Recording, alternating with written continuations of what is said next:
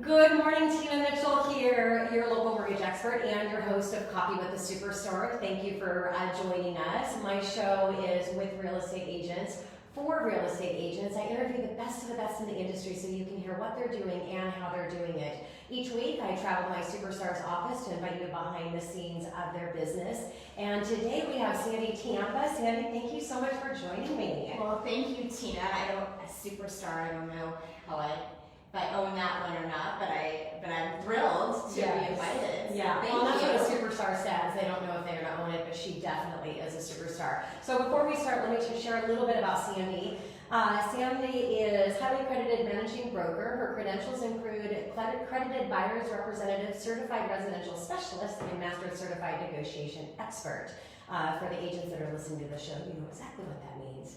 She specializes in applying her local expertise and market knowledge to her business. Sandi has worked with every facet in the industry representing sellers, buyers, and investors. And she's here with Windermere, the South Windermere office, Bellevue South, and a skilled veteran with 12 years residential experience. So Sandi, I always like to start out with my superstars asking you, what do you credit your success to? Yeah, that's I think it's consistency. I'm an office girl. I show up in the office just about every day. I try to do a morning routine with feeding myself with mindset stuff a lot, and just trying to get that gratitudes and affirmations, and then also just listening to stuff, whether it's Brian Buffini or Larry Kindle with Ninja, just trying to feed my soul and feed my mindset. Yeah, and that's really awesome. I shouldn't bring this up, but I can't help it because, this is really real and a real opportunity, again, to invite behind the scenes of their business, because really talking with people that are successful in what they do, that's how others can learn what to do as well. And I was just talking with Sandi because she's going to kill me for this, but I was talking with Sandi right before we went online, before Victoria actually got in here. And her son's getting ready, they're planning colleging and all the success that he's had, and it brought a little tear to her eyes, and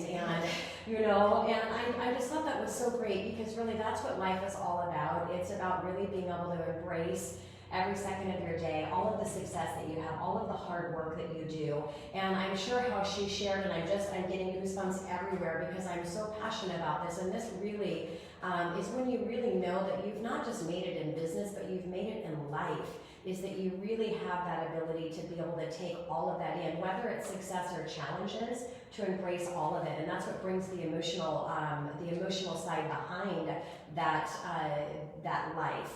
And I think part of that, as Sandi shared, she really sets up how she starts her day. And I think that's really important if you're listening right now. I talk about the bookmarks of our day. How we start our day and end our day is more important than anything that happens in the middle, because it allows us to create that space to where we can embrace that moment. It allows that opportunity to create the space to where people want to work with you.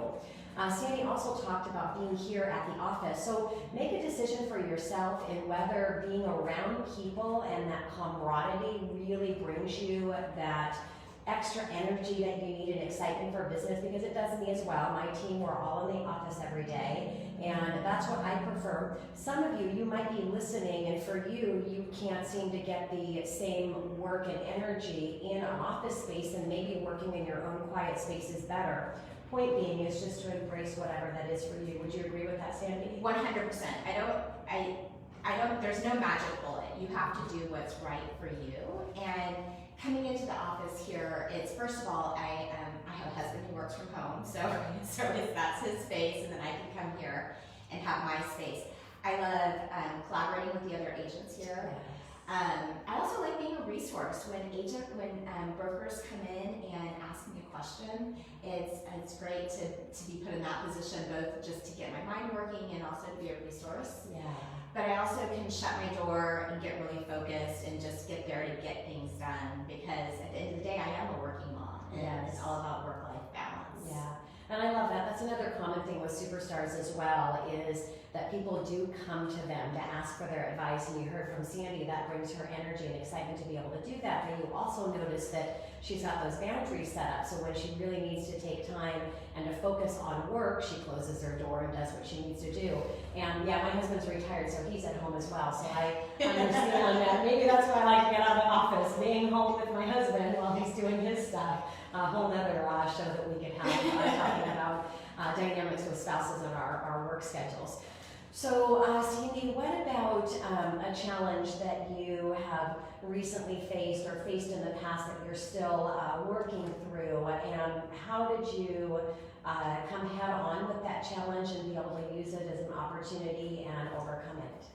Yeah, so when we talked about what we were going to talk about with the show, you talked about last year's challenges. So I've had plenty of challenges this year, but last year, the market changed, and it was tricky to go from being used to listing, selling, you listed, and then you listed on a Thursday, and you look at offers on a Tuesday, and so the dynamic of it just going where suddenly you have now 3, 6, 8 weeks of market time. That was a huge challenge. And fortunately, I've seen bad markets. I've been selling real estate since 2007. So in the down cycle of 2010, I was able to dust off some skills that I had. But it's still always learning, always and figuring, and not doing all of your marketing in 1 week. Learning to trickle it in a little bit rather than just a shotgun all at one time. Yeah, and I think it's so great. I never wish for a challenging market or a challenged situation or anything, but I do appreciate the balance in the universe, the balance in the market, and I do have a little bit of an excitement that comes in when a challenge presents itself, especially when it's an overall challenge. Yeah, because it really gives you that chance, like you said, to really embrace it and figure out things differently so that the next time it comes, you're more prepared.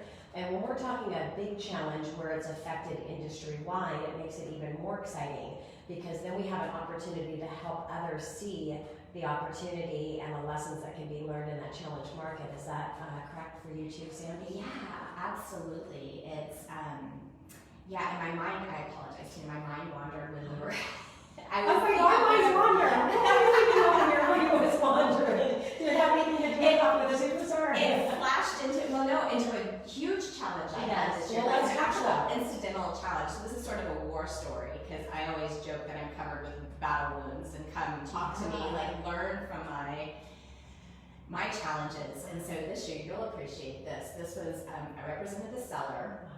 And we got an appraiser so it was a really interesting home. So it was a rambler, but it was split in two, like legitimately split in two separate doors.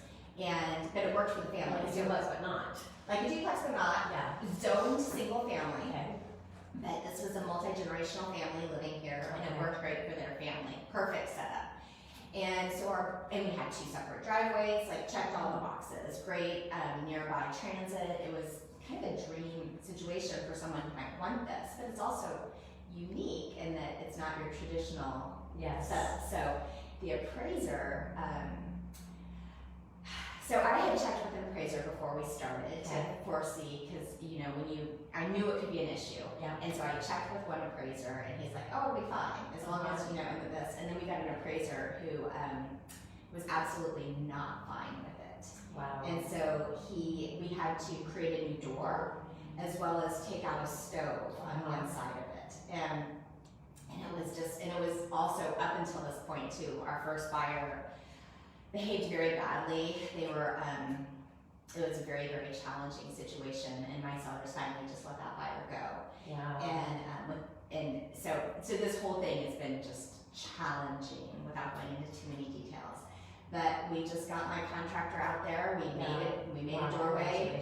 Spoke with him, and I knew I didn't 100% agree with him, because I felt like he was getting into the code and trying to make this up to code, even though it was done in the 80s. So I don't think holding it to today's code was the right answer. Sure. But we needed to close the transaction, Yeah. right? And it's what it is when the appraiser comes. It is what it is, right? So I just, we got the appraiser in there, we got the stove out, and we got that thing closed. And that's awesome. And so a great, every single thing that happens, this is what's great about the industry is that when someone deals with a challenge, and I like it when I hear something in my own space, in the mortgage space, somebody has a challenge that comes up and, I'm always listening and the team's listening that, could that happen to us or is it a one-off? Well, yeah, it can happen to us because there's very limited one-off scenarios that most likely are not going to happen again. Right. But everything is the same challenges that we're all going to deal with. And so really being able to embrace someone else's challenge to go, what could have been done?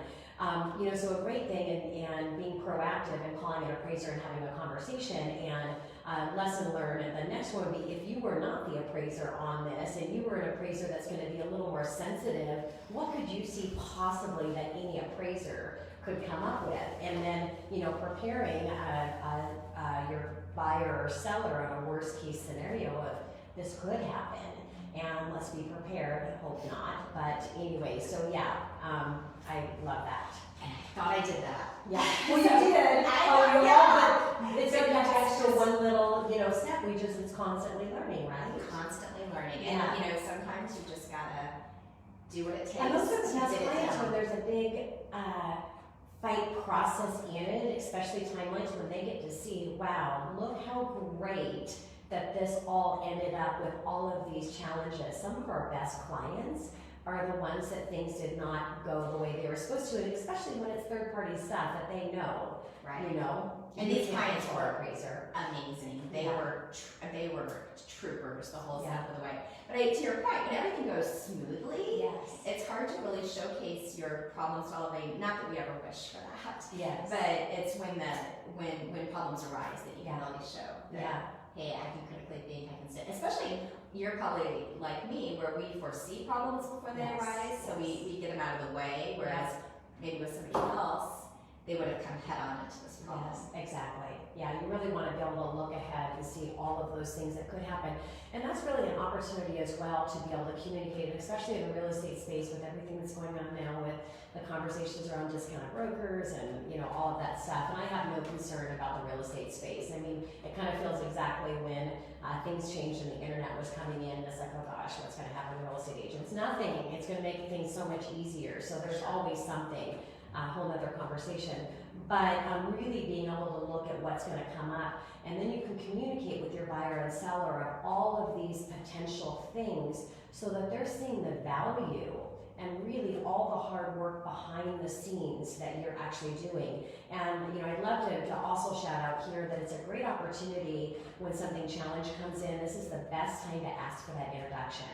To that new client. We got through this. It was a lot of hard work, and I know that you got a little bit behind the scenes that normally you would not, and this is what I do for my buyers and my sellers. So if you know anybody that can benefit from the level of expertise that you've been able to experience here, that's our idea. And some loan officer at my company, Scott Robinson, I'll give a shout out to you because you're always thinking about a better way to really ask for those introductions and to let your clients know how important it is to our success.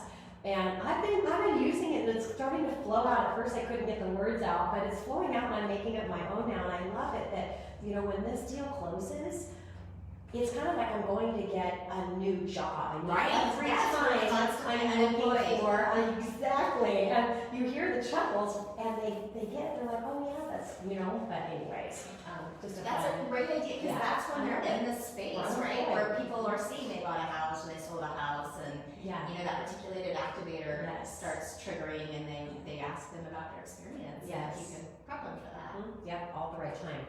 So, Sandy, what about a favorite marketing tip? I know there's a lot of things, and sometimes in the industry, whether it's mortgage or real estate, people get stuck in that.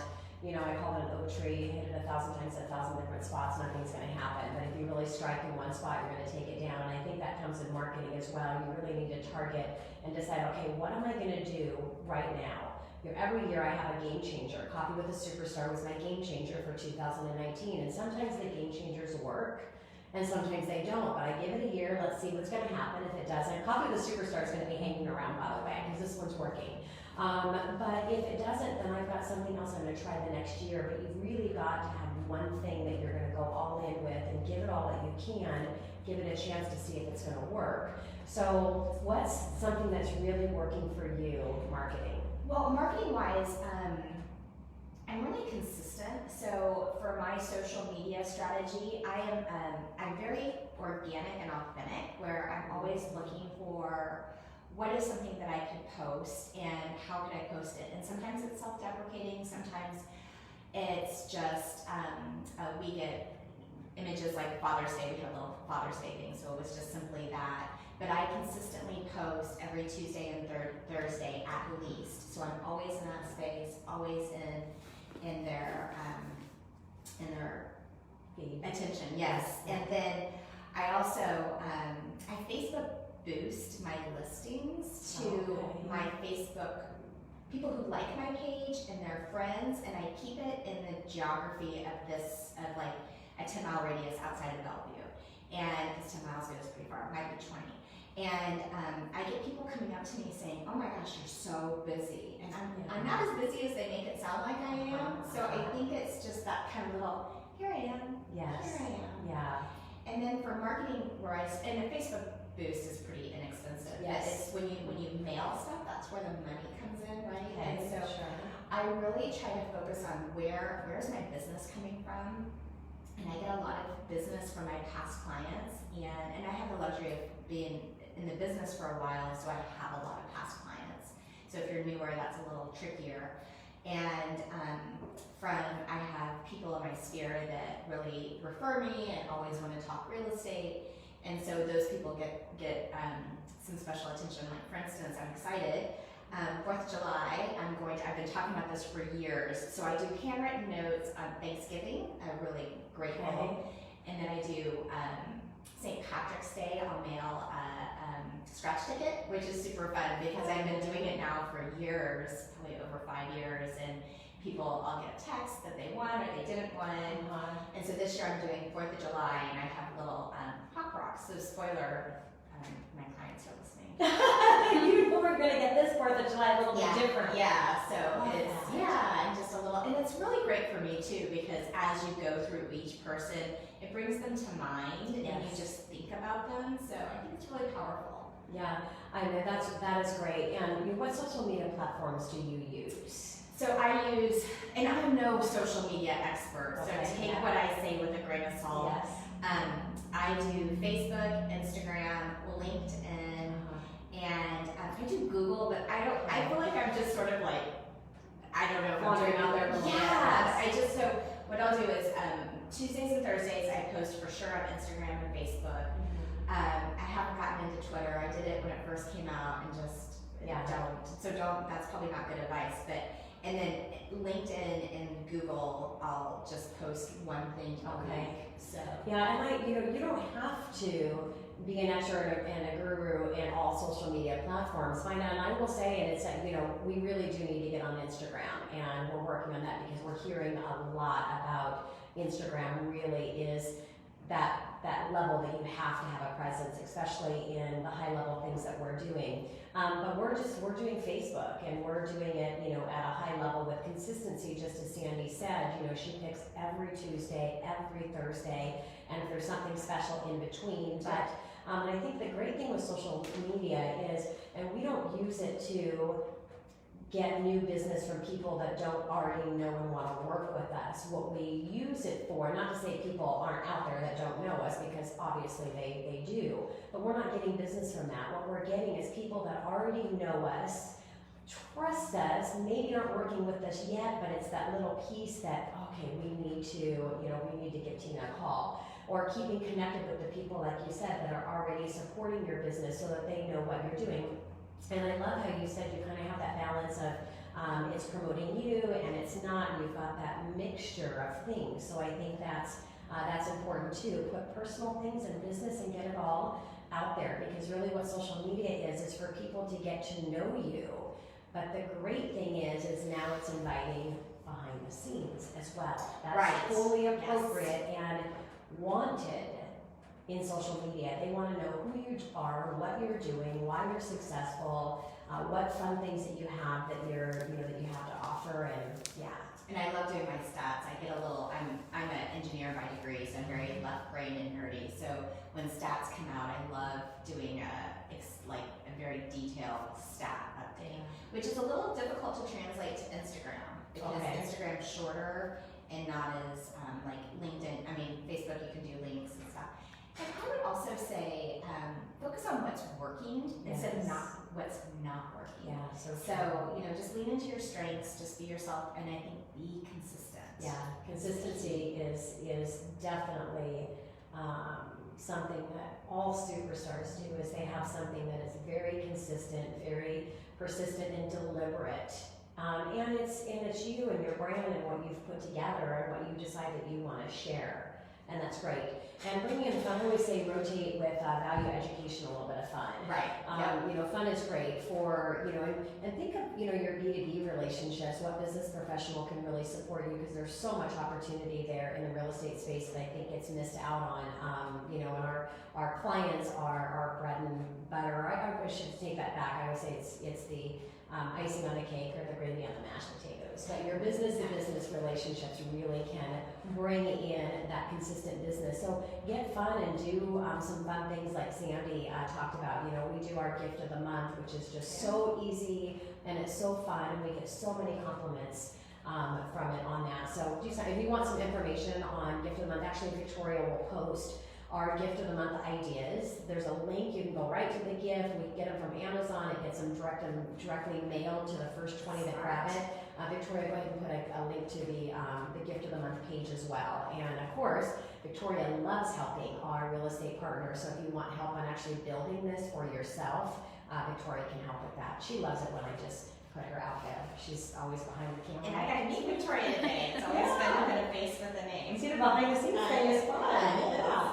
I should have a picture over here with Victoria every time that I talk. She's so cute. Great marketing tip. And if a real estate agent is listening to our interview today, Sandi, and is inspired to take that next action in their business from listening to our conversation, what call to action would you have them do? Call to action. I think, so we didn't talk about this, but at the end of the day, it's a contact sport, right? So another thing that I do, so I have this big dry erase calendar in my office, and I try to make a connection with at least 10 people a day and try to write 10 notes a day. So when it's all hitting the fan and that, it's a people sport. So you've got to be out there making connections. And be like you, be a go-giver. Just make sure you're providing value and do it authentically for who you are. And that's the ninja. Are you familiar with ninja? Yes. So it's just do what you love, and the rest will follow. Yes. Yeah. But you also have to, I think the thing too with Larry Kendall, he makes it seem so easy, but you also have to be really, really intentional about, I want to do this, I want to grow my business, I want to have market share here, whether it's within a geography or within your sphere. Yeah, and I think it is really easy. The hard part is making the change and creating different habits around your business. So when you talk about getting up and you do the things that you need to do to get motivated and excited about your day, that's a routine. That's something that you regularly do every day. You come into the office every day. We have all of these regular routines, whether it's brushing our teeth or taking a shower, and it's just second nature. I mean, we would not do it. Your business and the business model that you run, the processes and system that you put into place, your marketing plan, the handwritten cards that you're going to do, that Sandi talked about, it becomes your new habit. And once it becomes a habit of doing it, that's when it becomes easy, because it's just like everything else that we do by habit. And I want to go back to the handwritten cards, because I think that's so powerful now more than ever, because majority of your competition is not doing it. And people still want more than ever, because they're not getting it like they used to before social media came in, to get those handwritten cards. And I keep, Victoria knows this, I have a bulletin board full of all of my thank you cards and different cards that I get, because it makes me so happy. And whenever I'm in the office late at night and I'm feeling that all of these touches consistently that I'm doing, for some reason it's not connecting with somebody that I think it should, and I'm having a little insecurity of myself because we have that all the time. It's just the natural part of life. I literally will go read my cards and say it doesn't matter, it's not the right fit or it's not the right time or whatever that case may be, but I have people that love me and are supporting me, and it will bring tears to my eyes depending on the space that I'm in, out of gratitude and appreciation. So think about the next time that you get a handwritten card, or if you haven't gotten one for a while and we're talking about it, how do you feel? Wouldn't that feel great to have one?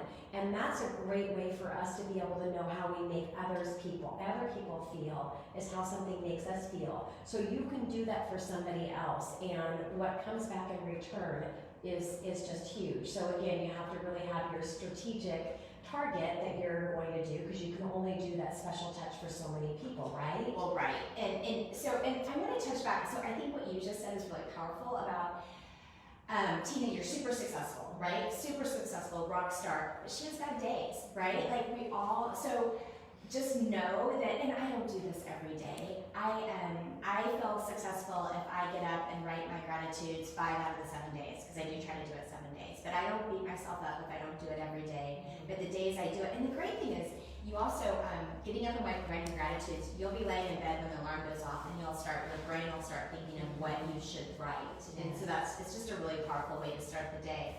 But just know, be kind to yourself, that it's not perfection, and we all have bad days, and we all have insecurity, and I don't know, can I do this anymore? Is this, what's happening? And I had a really rough, like 3 weeks where just everything was falling apart, and I was like, oh my gosh, what's happening? But you just pick yourself up and have faith, just know the greater good's out there, and it'll all come together. Exactly. And it does. It always does. Yeah. I'll actually have, it may not be in this post, we'll get it in this post.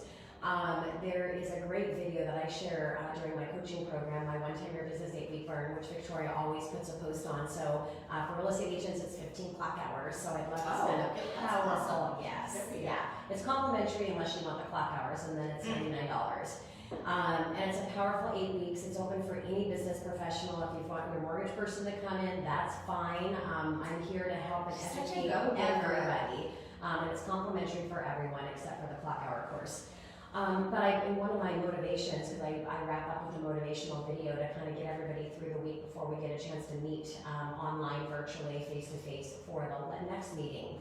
And it's all of these successful people that we admire so much, and all of the challenges that they had to overcome in their business, in their life, and to the highest level that some of us will never ever experience that high of a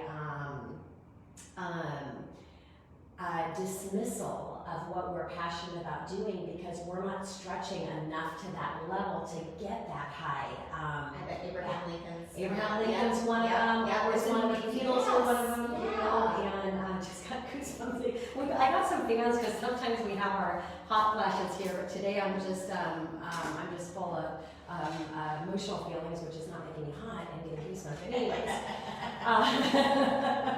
people are going, okay, whatever, Tina. But yeah, it's got music behind it, and it's just really emotional. And so find those things that when you have those moments, again, like we all do, that you can build. I call it positive triggers, and possible trigger things that can help us as well, whether it's a video or whether it's a song or something that we know is going to bring us to that emotional connection, and it has a direct connection with whatever that negative feeling that we're having, because there's only so many of them. It's going to be health, family, success, and money is along with success or career. So if it's not success because you don't have a career, there's money in there. And those are those 3 core areas that we're going to have insecurities or lack of confidence or really bad days. And so find those positive triggers that you've strategically planted there that you can grab from. And you mentioned brushing your teeth. Like it's like brushing your teeth. It's just like working out. You can't just go have a really great workout once and expect to have results. You've got to do it consistently, day in and day out, or at least a few times a week. But it's an ongoing to build that resistance. and just get that mindset. And then you can excited when you have a bad day and you're like, okay, perfect. I snapped out of that before I could even finish that conversation with myself. You know, and that's when things start to get really excited. So we've got 1 minute here, less than 1 minute. I want you to share with your son, and congratulations again. Thank you. Because that's what's important to you outside of business. So yeah, so give a shout out to your son. Oh gosh, I'll start crying. I can't do it. I literally can't do it. So I have 2 high schoolers. I have Ethan, who's a rising sophomore, and I can't do it. Kevin, who's a rising senior. Can't do it. I'm sorry. Sorry. Okay. Well, we're gonna post the success then. And see, this is what I was talking about, and it's so raw and it's so special. And I love you, Sandi, and I'm so excited for your life, your beautiful life with your boys and your husband, and your beautiful house and your success, and you know, all of the great people that your great office and people that look up to you. Great people in my life. And great people in your life. And Victoria, great. Yeah. So this is what Coffee with a Superstar is all about. It is about business, but it really is about the why behind business. And that's the love for what we do in the industry, for the people that we help, and the people that we love so much and that we're so proud of. So thank you so much for being here for this week's Coffee with a Superstar. We'll be with you next week, but a different location. So mark us on our calendar so you can see my next superstar. And Sandi, again, thank you so much. Thanks, Tina. Cheers. Cheers, everyone. Bye. Bye.